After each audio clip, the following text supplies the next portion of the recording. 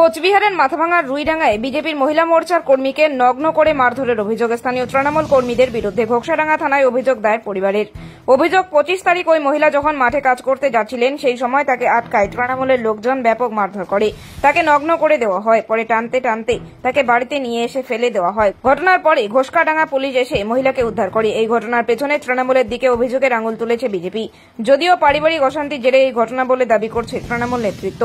Police জানিয়েছে ঘটনার পরে পরিবারের অভিযোগের ভিত্তিতে 4 জনকে গ্রেপ্তার করা হয়েছে। ইতিমধ্যে বিষয়টি নিয়ে রাজ্য পুলিশের ডিজির কাছে অভিযোগ জানিয়েছে পরিবার। যদিও এখনো পর্যন্ত তৃণমূল কংগ্রেসের পক্ষ থেকে এই বিষয়ে কোনো রকম প্রতিক্রিয়া পাওয়া যায়নি।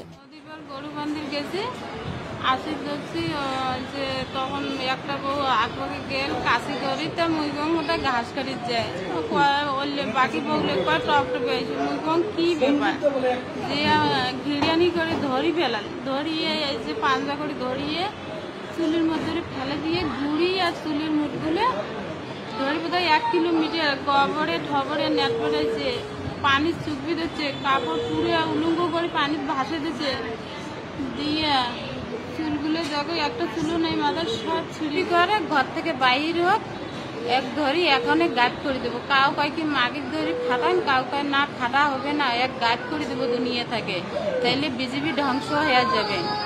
4 তারিখ থেকে ঘর থেকে বাইরে হই না, কালকে বাইরে হচ্ছি, এই অবস্থা করছে আমাকে। আমার স্বামী বেদাস চলে গেছে, আমার বেটা কেরালা গেছে, যে খালি পৌঁছেছে তাতে আমাকে এই করছে, কয় কি ওরা পালাইছে তুই এখন কোথায় পালাবে। কালকে প্রথম বেড়াচ্ছি তাতে আমাকে এইরকম করছে। আমার একটা 8 বছরই বাচ্চা আছে, বাড়ির কান্না করেই আছে, স্কুলও যাইতে পারে না বাচ্চারা। ওরা যারা আমাকে বেউজুত করিয়ে নরলোককে দেখাইছে আমাদের ইজ্জত, তাদের আমি ফাঁসি চাই। দাদা যিনি আমার ন্যায় বিচার করে, যে মুসলিম হয়ে এতবারই ক্ষতি করছে, এটার ন্যায় বিচার চাই। ব্যাপারটা আমার নজরে আসেনি, নজরে খোঁজখবর নিয়ে দেখছি ঘটনাটা সত্য না মিথ্যা। দল এই সব পাশবিক ঘটনা সমর্থন করে না।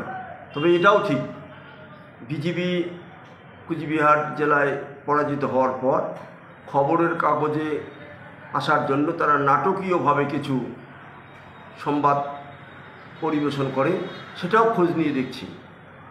এটা কোনো মহিলার দ্বারাই একটা মিথ্যা প্রোপাগান্ডা তৈরি করতে পারে, এটাও আমরা খোঁজ নিয়ে দেখছি। কিন্তু দল যে কেউ ব্যক্তি বিজেপি করতে তার উপর অত্যাচার পাশবিক ঘটনা সমর্থন করে না। বেশ কয়েকজনের নামে অভিযোগ করা হয়েছে, খোঁজ নিয়ে দেখছি। আমার মেয়ে মানে ওই যে মানে মাইলুটি মোর্চা সংগঠনের সেই সদস্য একজন, হ্যাঁ, ওইটা করছে দেখি, ওই জন্য মানে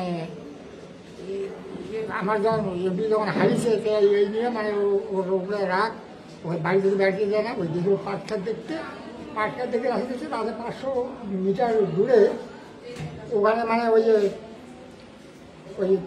মানে পুরুষে মহিলা মানে 8-10 করে হয়, এই যে নির্যাতন করছে, যেভাবে নির্যাতন করছে উলঙ্গ করিয়া, যেভাবে আরো অন্য লেখা রিপোর্টগুলো লিখছে তো ডায়েরিতে, ওগুলো কথা তো পাওয়া যায় না, ওগুলো তো সব পাইয়া দিছে ওখানে ডাক্তারকে। হ্যাঁ, এই নির্যাতন এটার যে বিচার সেই মতো করে যে বিচারটা হয়, এটা তো মানে ওই কালকে তো ওটা থানায় অভিযোগ করা হইল।